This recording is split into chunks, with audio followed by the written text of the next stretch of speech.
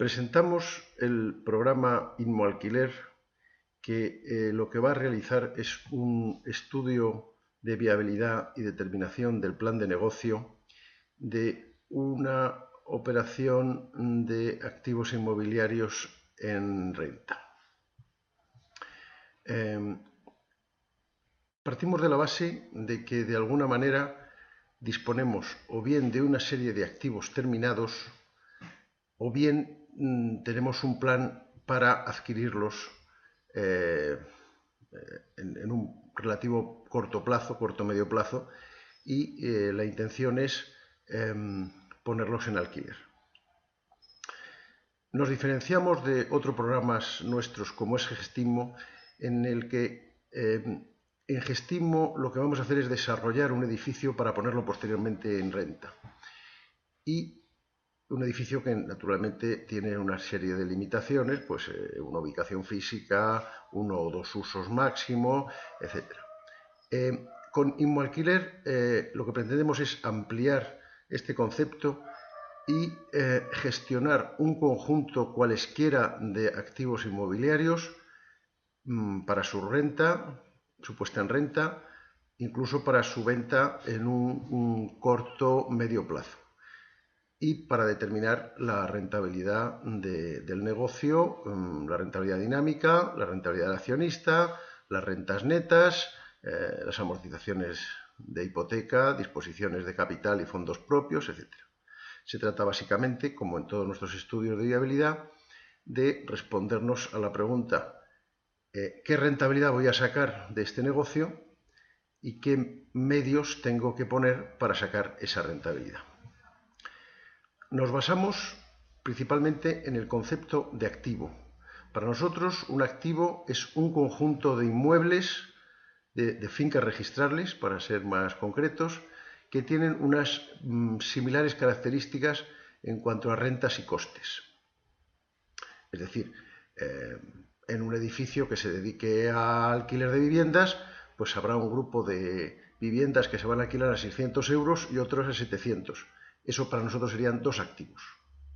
Uno tendría 16 viviendas y el otro 8. O unas oficinas que se van a poner en renta, o unos locales comerciales, o unos módulos de centro comercial. Entonces, la mecánica del programa consiste primeramente en definir esos activos y sus costes y sus rentas esperadas. Esos activos estarán agrupados en lo que llamamos edificios de uso que tienen una ubicación física y unas características hipotecarias determinadas. Y el conjunto de esos activos en esos edificios va a constituir la globalidad de nuestro plan de negocio, del cual obtendremos rentas y rentabilidades parciales y las agruparemos para obtener una visión global, y a partir de ahí podremos determinar nuestras necesidades de financiación, de fondos propios, de recursos ajenos y de estrategias de remuneración. Bien, vamos a intentar ver esto de una manera muy somera, aunque posteriormente lo desarrollaremos mucho más en detalle. Hemos introducido un estudio a efectos de esta presentación que ya tenemos y vamos a ver esos activos. En nuestro caso hemos hecho se admiten un número indeterminado de activos, de momento 15, pero pueden ser más. Y entonces los habremos definido previamente pues, en función de su uso y de su ubicación y su situación dentro de un edificio. Y tenemos pues, viviendas en opción de compra, habitaciones de hotel, apartamentos turísticos, oficinas, salas de reuniones de un hotel, etc. De cada uno de esos activos, por ejemplo de esto, vamos a definir no solo su ubicación y a qué se dedica, el uso al que se dedique el activo, de ese uso va a depender la fiscalidad.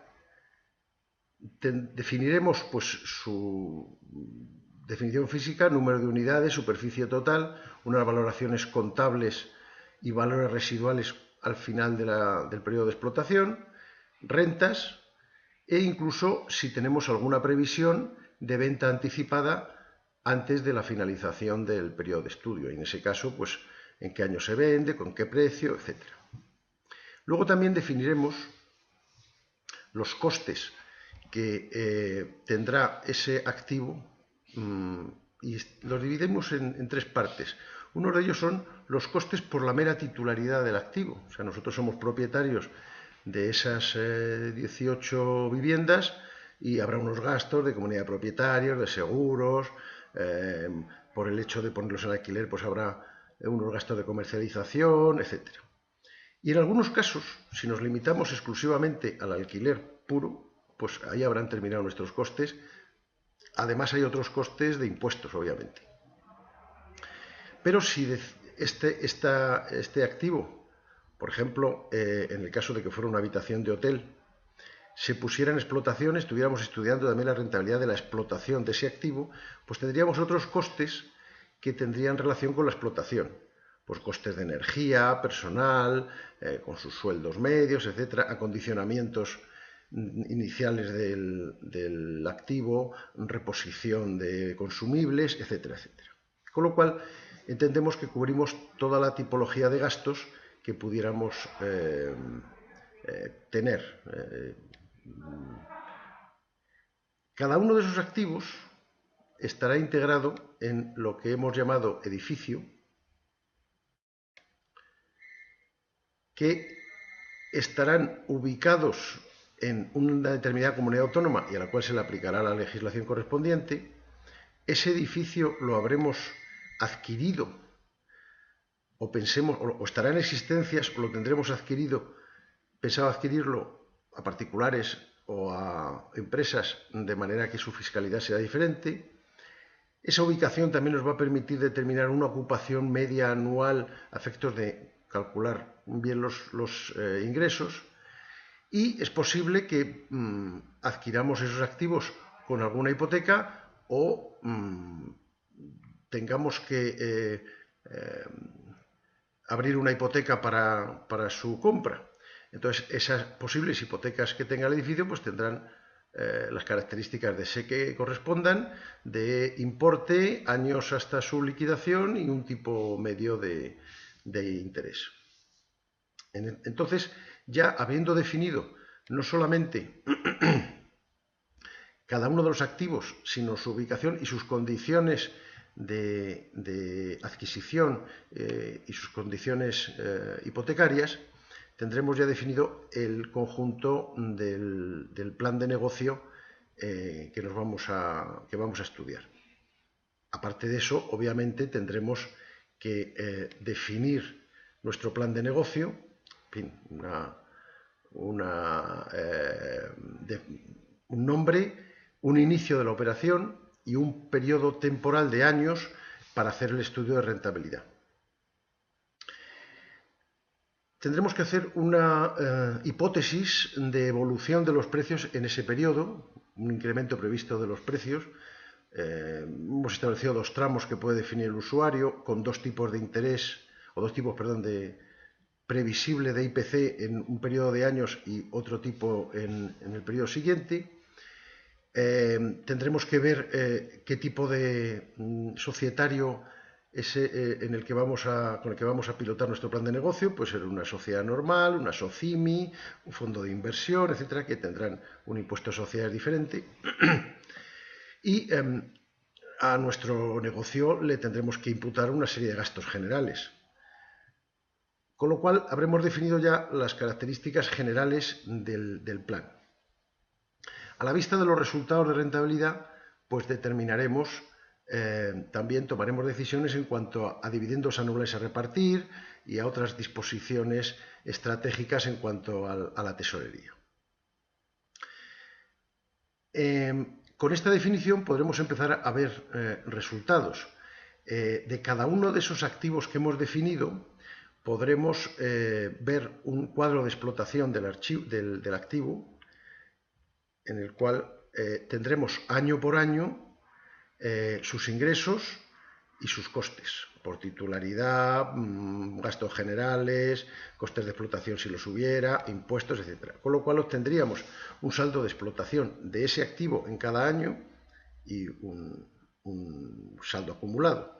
Tendríamos también un resumen de ingresos y de determinación de valores del activo, valores residuales, sus costes en un año concreto de explotación, sus ingresos y las rentabilidades que vamos a obtener, rentabilidades brutas en importe y en porcentaje, las rentabilidades netas descontando gastos.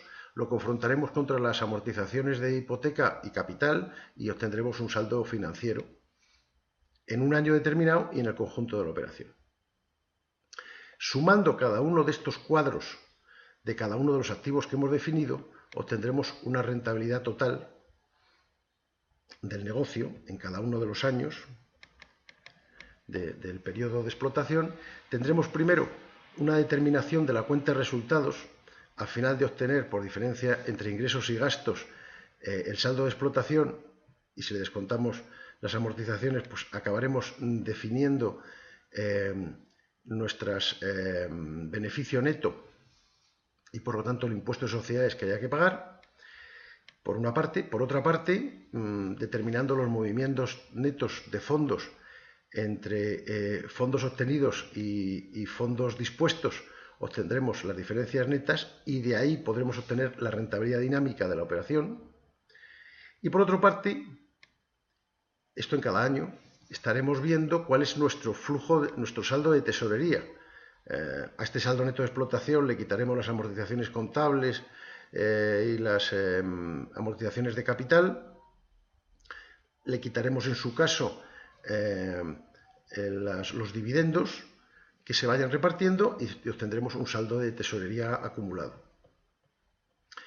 También, bueno, obviamente podemos sacar una ficha más detallada de cada uno de los activos y obtendremos también un cuadro general y un resumen del plan de negocio que nos dará en una primera página un resumen de los activos de que disponemos y por el otro lado, con su valoración, y por el otro lado veremos en cuanto a la financiación, pues los recursos que hemos utilizado en el origen y en el final, las adquisiciones, porque cada uno de esos edificios hemos definido si lo tenemos ya en existencias al inicio del programa, del plan de negocio, o si pensamos adquirirlo, y por tanto si pensamos adquirirlo tendremos que tener una serie de aportaciones de capital que nos indicará el resultado de tesorería antes de aplicar ese capital, pues qué necesidades tenemos. Y esas serán las que tendremos que cubrir. Finalmente tendremos un saldo de explotación por diferencia entre ingresos, bien en todo el periodo, bien por alquiler, bien por ventas extraordinarias, y tendremos unas por otro lado, como gastos, pues los gastos de explotación netos, impuestos de sociedades, devolución de hipoteca, amortizaciones ordinarias y extraordinarias, etcétera, y acabaremos teniendo un saldo. Ese saldo lo aplicaremos bien a reparto de dividendos, bien a un saldo final en cuenta y bien a reservas. Con lo cual, todo esto podremos ir nosotros utilizando y repartiendo, tomando decisiones estratégicas para ver si aumentamos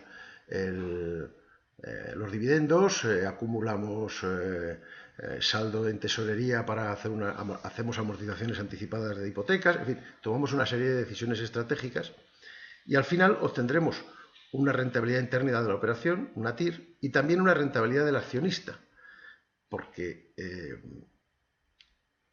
la operación económica que hace el accionista, que es que aporta un capital y va recibiendo unos dividendos, pues también tiene una rentabilidad dinámica. Y entonces con todo esto pues obtendríamos unos saldos de tesorería en el periodo. Este sería el saldo de explotación, ingresos menos gastos, y este sería el saldo de tesorería acumulado una vez que hemos quitado amortizaciones de capital, de hipoteca, repartos de dividendos, etcétera, etcétera. Y con esto ya podríamos tomar nuestras decisiones y establecer nuestros criterios a la hora de evaluar la rentabilidad de la operación.